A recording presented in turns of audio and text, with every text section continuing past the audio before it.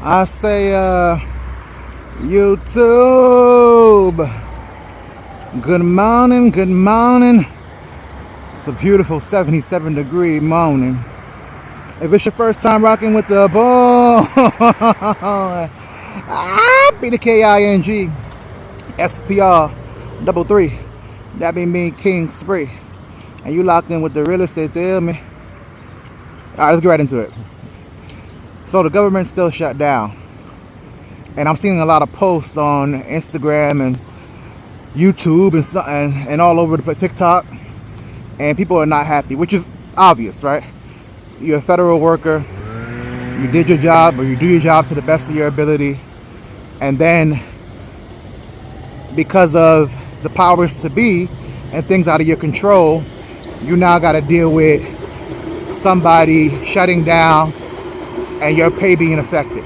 So let's focus on the pay part first, and the ones that are seen as mandatory employees or essential personnel that have to report to work. We do understand that the ball got to keep rolling. When you are in those positions similar to COVID and you're in healthcare, you really couldn't be at home because patients still had to be treated. The ball had to keep going. If there's a hurricane, the hospitals don't shut down because the ball got to still keep rolling. So you're required to still work and do those things. And you kind of sign up for that whether you know or you don't know when you take those job opportunities. What comes with the job security also comes in the fact that you're going to have to do some things you don't want to do. Now, as far as the not being paid part, I don't know the inner workings of how the government works, and I know the Democrats blame Trump and the Republicans blame the Democrats, but there should be a fund allocated, and not an emergency fund. There should be a fund allocated to your federal employees that when things like this happen, they're still going to be compensated appropriately, because the bills keep going. And a lot of the credit card companies, mortgage companies, renters and landlords, the grocery stores, the phone companies, so on and so on, they don't want to hear that you don't have X amount of dollars to pay. They're going to still put you in with late payments, cut off services, put you in collections and affect your credit moving forward. And some of these government jobs, which I learned recently, require a certain credit score or what looks to be a good credit report to show sound financial decisions, because they're going to be trusting you with high levels of security clearance. So if your credit score is messed up, there's a chance that you can't even get those kind of jobs. And I hope y'all can hear me. I know the train's passing by. We're over here by Jackson Hospital. So it's almost mandatory, not almost, it should be mandatory that you are allowed to get your pay while still being in a government shutdown. I don't think there's any work around that. So I fully sympathize and empathize. Though I'm not going through it right now, I had a situation a couple years ago where we didn't get paid for, I think it was just one check, to be honest. And, you know, the trickle-down effect that caused with my day-to-day finances when you're living check to check, it's a big problem. And that leads into my next conversation, living check to check. So when we're living check to check, I know it's a phrase that's being said a lot. Everybody from people that are in poverty to the ones that make sometimes $200,000 a year plus are living what's considered check to check. So what's check to check? In my opinion, check to check means that if you go a 2-week span and you don't get that fixed amount of income that you thought you was going to get, whatever the amount might be, that it would put your day-to-day operations in a huge disadvantage. If not outright, you can't live. So most people could survive if the first check was missed. They could survive, but it'll be very uncomfortable. Now you go 1 month without pay, now this turns into dire need, right? Dire straits. So when they say check to check, they don't mean that your air supply gets cut when you don't get a check. It means that the way your life is set up and the way you have your finances running, if you were to miss an extended period of time without work, usually just close to a month, it would derail any and everything you were doing financially in your life, which is a huge disadvantage, right? And most people are living some version of check to check, and they don't have an emergency savings. They don't have the opportunity to have funds allocated for emergency purposes, or investment opportunity they could pull out of and then use that and liquidate it and use that. They just don't have any extra money, right? Especially if you're not making a lot of money to begin with. If I don't make a lot of money, how am I going to take that said money and now apply it to different funds? And it's not just a maturity thing and a responsible thing. It just comes down to lack thereof. If I make $100 and then my bills are, let's say, upwards of 80, 90, maybe even 95, and then I have 5 left of discretionary income, you can't really be expected to take that 5 and that's going to hold you over in times of need. That 5 is going to go to maybe leisure. The 5 is going to go to maybe an emergency that happened that you had nothing to, no control over, but it's not going to be seen as like the rainy day fund.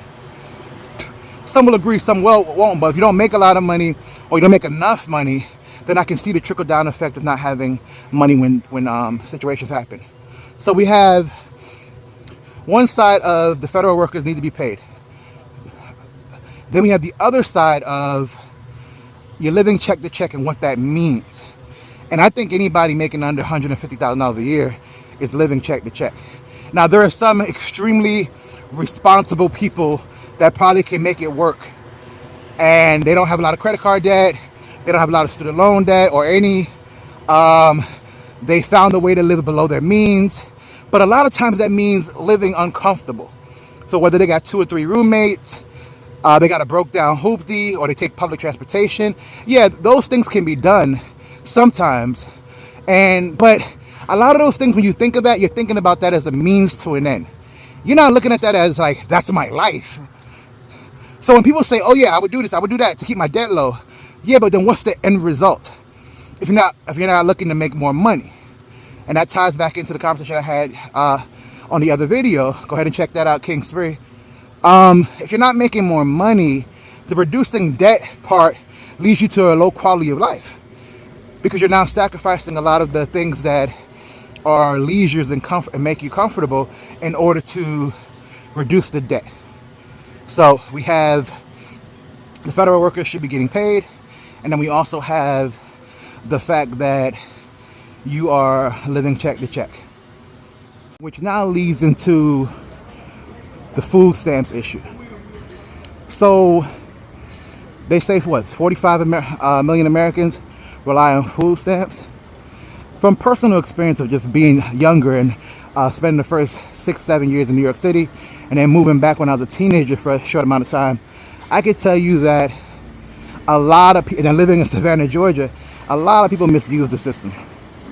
A lot of people misuse that system, and they put themselves in situations where they know somebody that knows somebody, or they have an idea of they know somebody that knows somebody, or they have an idea of like a hookup of some type, and they're able to take the application and get it processed a little quicker than somebody else might would. And as a result, they're in a situation where they're approved for these services that, to be honest, do they need them? Probably not. Does it make life a little bit easier? Of course. How can free money not make life easier? But in the exchange of people that need them don't have them. Then you add to the fact that the services provided were meant to just be a bridge between the hard times and your current situation. It wasn't meant to keep you afloat for the whole time that you were alive. And then when it comes to like other benefits like Section 8 and things like that, it damn sure wasn't meant to be quote unquote passed down your lineage. Like, it shouldn't be 2 or 3 or 4 or 5 generations of people that are on food stamps, on public housing, and various things of that nature. That should have stopped. I'm kind of lost now, I took the wrong turn, but anyway, that should have stopped along the lines of, okay, I lost my job, 6 months of trying to figure it out, or oh, I got into a tight spot because I had a medical bill I was unaware of. Or I had to go to the hospital and do something, get a surgery.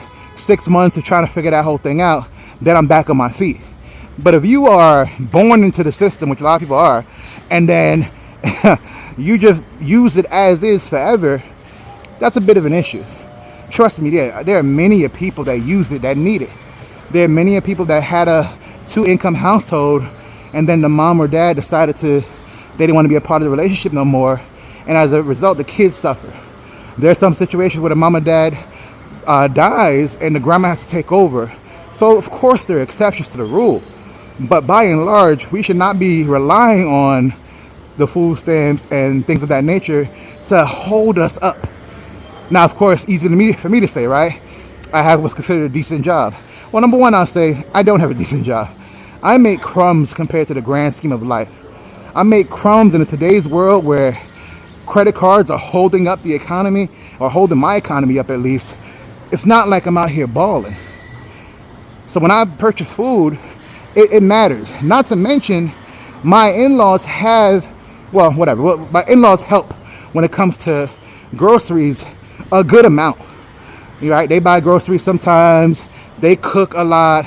So my food is sometimes supplemented by the village or by the community that I'm a part of. Not everybody has that. Some people have to go out there and really do it all on their own. And that's one of the reasons why I wanted to move to South Florida, or back to South Florida. I knew there would be some sort of community that I could take part of while I'm doing this journey. In the beginning, I didn't see it like that, but now I see it as there's a version in which I'm here. I can utilize services to move forward, but by services I mean friends and family that can help out, not taxpayer dollars. So we got to kind of wean ourselves off of needing that, or else forever be subject to somebody saying, hey, guess what? We got a disagreement. We're going to shut things down while we figure it out, and we still get paid, but the rest of y'all got to go through hardship. The rest of y'all got to put butter on bread and hope it lasts y'all. The rest of y'all got to go get the ramen noodles and take one seasoning pack and make it last. So, and I don't say it to be funny, because I know people are really going through it right now. But I do say it to be realistic. Like, these kind of things make you realize how important making sure you got your money right. You are working towards making more money. You're using different investment vehicles. And I know that's a buzzword for a lot of people. But what I mean is making your money somehow work for you. Whether it's a high yield savings, whether it's in a brokerage account, whether it's your stocks, which is your brokerage account of some type. You're buying real estate. Whatever it is, the thing that you're doing, selling on eBay, whatever the thing is that you're doing, how do we make more money, right? How do we make more money? And then once we start making more money, how do we allocate those new resources to be able to sustain us in times of need, especially emergencies and eventually retirement? And that's kind of the name of the game. How can we separate ourselves from the government as much as possible and stop looking at them to hold us up? And I know that sounds like a very conservative point of view, and it is, and it's not a political channel, but life is political. You got to make decisions sometimes that are based on where you are, where you're at, where you've been, where you're going. And I think the best decision to make is to make sure that you and your family are safe, and you and your family can compete and contend and live in this current economy. So I know, long-winded, maybe a little bit of rambling, but that's my POV. Spr33 Vision, to say the least. This has been a message brought to you by the good people over here at Spr33 ENT. Like the video if you stayed this long, which you probably didn't, but let me just say this. I like listening to people out in the world vlogging, and I really enjoy these glasses. So whether it pops or not, is a good way to be able to go ahead and do daily vlogs. Like the video, subscribe to the channel. It'll all make sense real soon.